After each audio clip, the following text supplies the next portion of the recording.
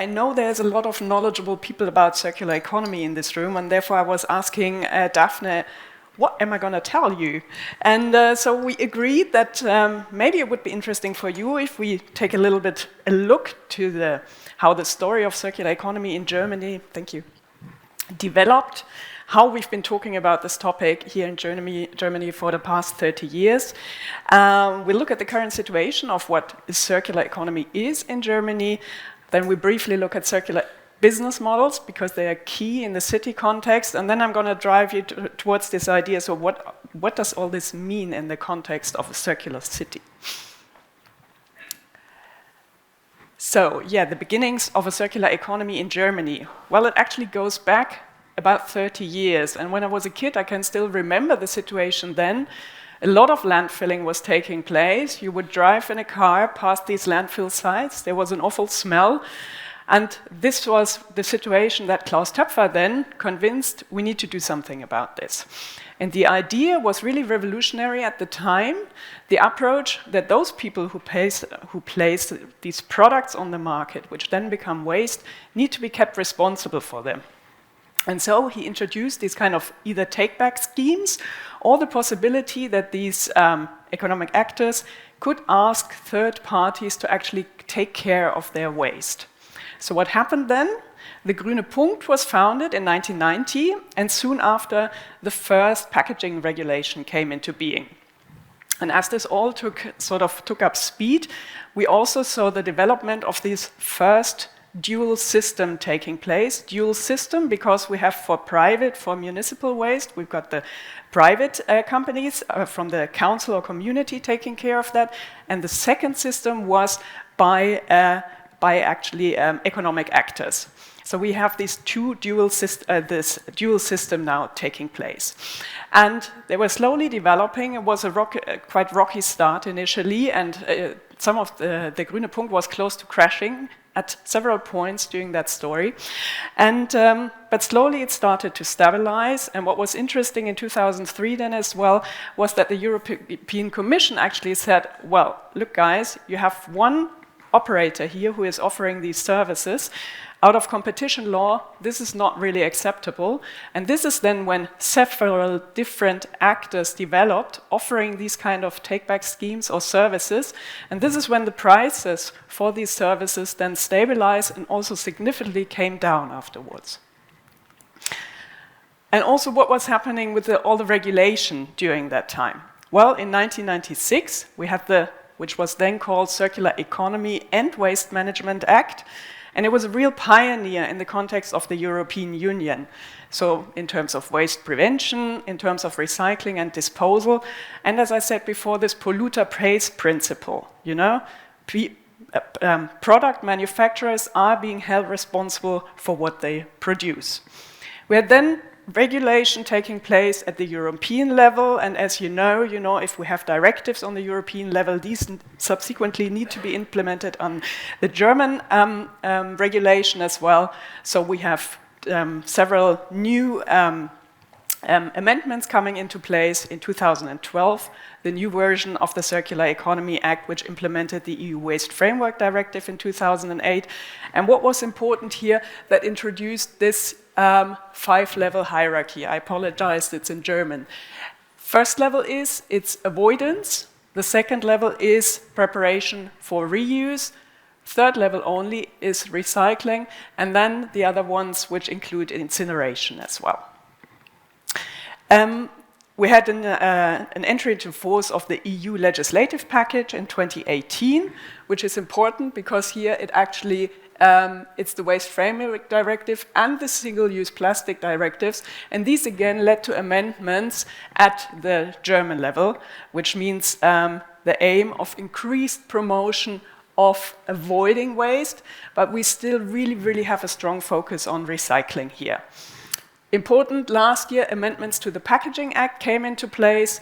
This means we have a commitment that products in the future, packaging need to have 25% recycled as of 2025, 30% as of 2030, and we have a deposit scheme now for single-use materials. So this is it already. I'm not going to bore you any further with this regulatory stuff, but I always think it's important that we talk about this in Germany for a long time already. There are some other important people during that period which really strongly influence the way that we think about resource use. Two of them, it's Friedrich Schmidt-Bleek and it's Ernst Ulrich von Weizsäcker. They were part of the founding fathers and presidents of the Wuppertal Institute as well. And they developed some really very important concepts.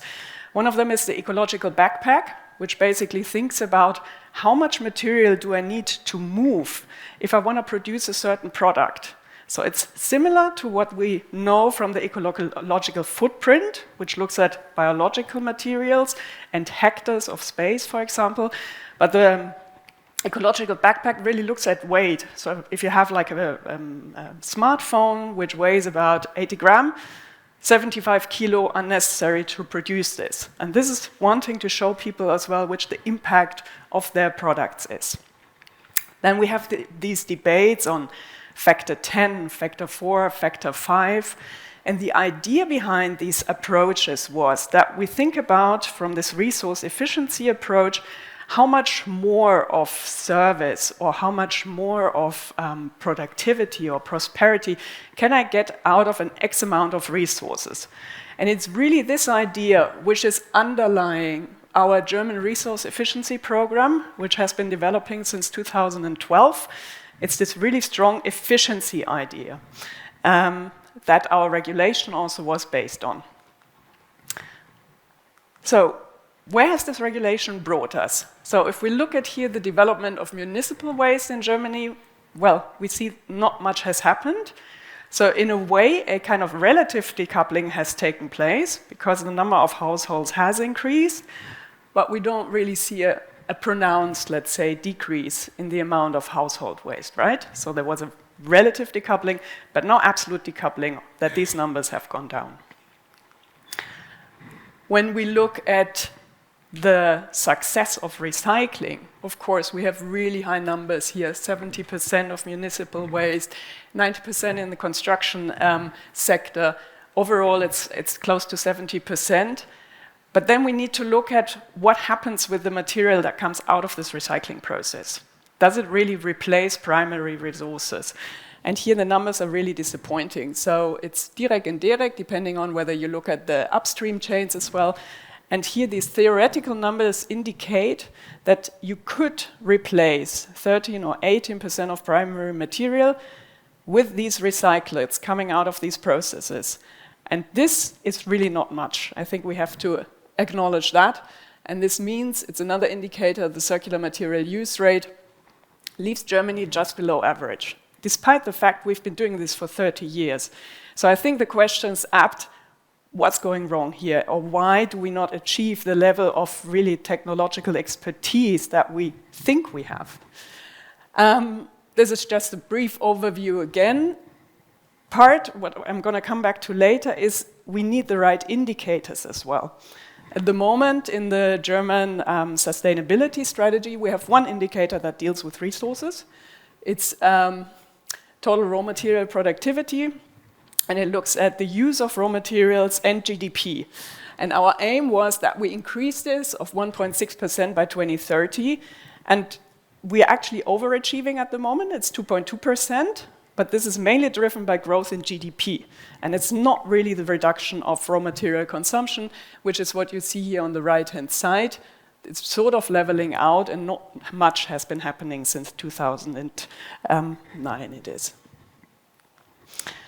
So that was the situation in Germany. What happened alongside on the European level again? Well, the European Commission really took up this topic again. They moved away from this resource efficiency approach that has dominated at that level, and really took a lot more systematic and comprehensive picture. Through the first Circular Economy Action Plan in 2015, it was strongly implemented in the European Green Deal, and then again in the second Circular Economy Action Plan. And what I think is really important that we keep aware of, we have here, that's the Green Deal now, these different sectors that were identified by the Commission. And point 3 really spells it out. It's mobilizing industry for a clean and circular economy. But what we call circular economy levers are really spread out through all the different sectors, be it building, be it mobility, or in the farm-to-fork strategy as well. So it's a really comprehensive approach that is underlying policymaking at the European level.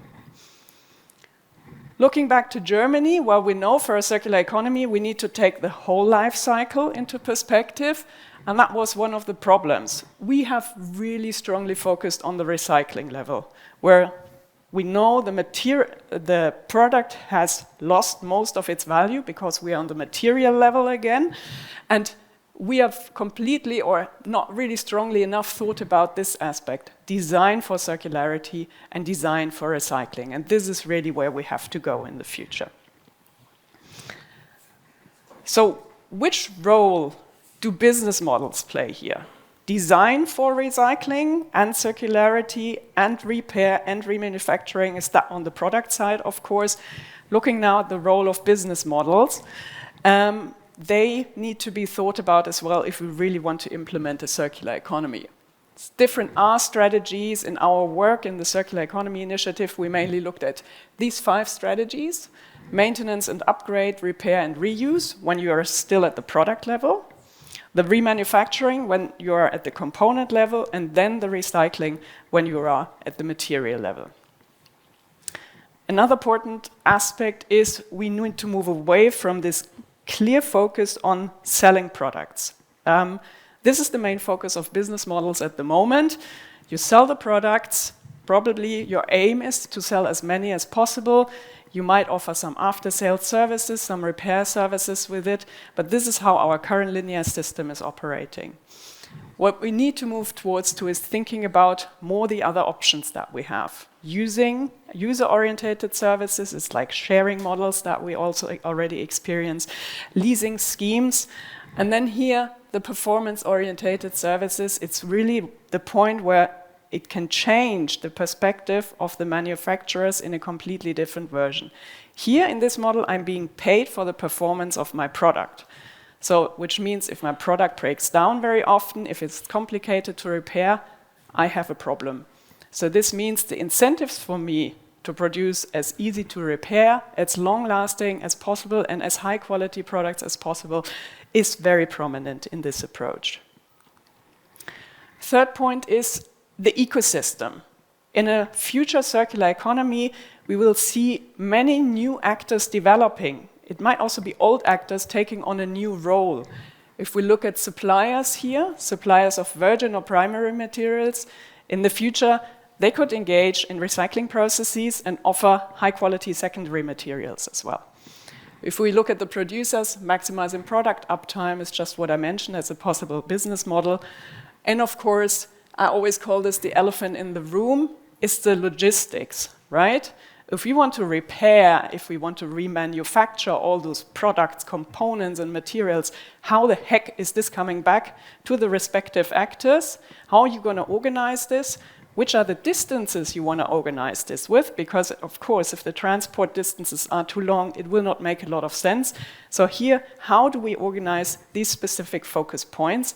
And maybe a city, a metropolitan region, it's exactly that focus where it becomes interesting. Also out of the idea is like, how are we going to organize these ecosystems? We need focal actors taking responsibility for that. It's very difficult to optimize one single business model towards circularity. It's this interaction in the ecosystem that you need between these different actors. They need to optimize it together. And of course, we need the support from this framework or from the surroundings. This might be municipalities, these might be local communities, but this is us as citizens as well, this is NGOs. So, how do we implement this at the city level? Well, I've looked at the Circular Cities Declaration that was actually signed by more than 70 members by now, and they've tried to put it into words what a circular city means for them. They break it down into these 4 pillars. They say we need the collaboration between stakeholders. It's exactly this ecosystem we've just been talking about. They talk about circular business models and behavior patterns. Again, behavior patterns, that's us, this is the community, the neighborhood, us as inhabitants of the city.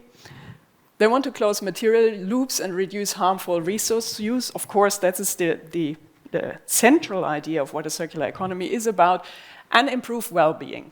Right, so but with these pillars or goals as they are, we are on a very big meta level, and it's very difficult to implement this concretely.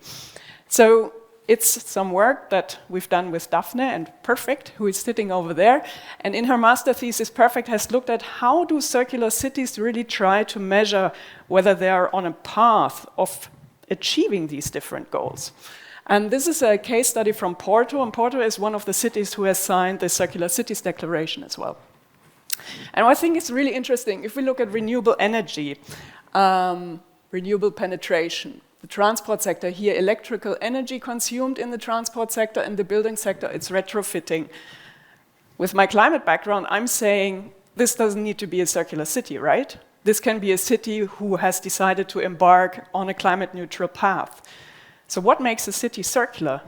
Here we see one indicator, CE innovation budget. Not sure whether the sort of implementation of circular business models is behind that. So I think we need a really far more clearer idea of what are true steps towards climate neutrality and what is circularity in that context as well. And in her work, which was taken through the, I have to say this water, energy and food nexus perspective, Perfect has identified some of the indicators, and I think this really goes in the right direction. Is of course looking at the waste aspect, right? It's wastewater recovery, it's here food crop waste from which we can produce biofuels to then have your vehicles of maybe public services in the city running on that. You have energy production from waste, but then also here, this is, I think, important as well because they look at the more central parts of what a circular economy is about. Engaging citizens, the amount of food waste prevented by initiatives that take place in a city. Or we look at this utilization of unused building space. Space in a city is a resource, and it's a limited resource, and this is what we need to think about as well. So, and what I'm just going to finish with and challenge you is, what is our common vision of a climate neutral and a circular city? What are our specific circularity targets? And let's strongly think about this today. Thank you.